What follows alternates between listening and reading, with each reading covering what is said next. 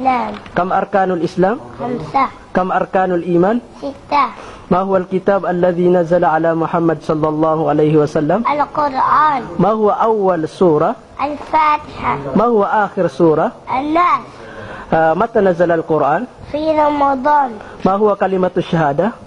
أشهد أن لا إله إلا الله. أشهد أن محمد رسول الله. ما هو كلمة التوحيد؟ لا إله إلا الله. كم مرة نصلي في اليوم؟ 5 مرات.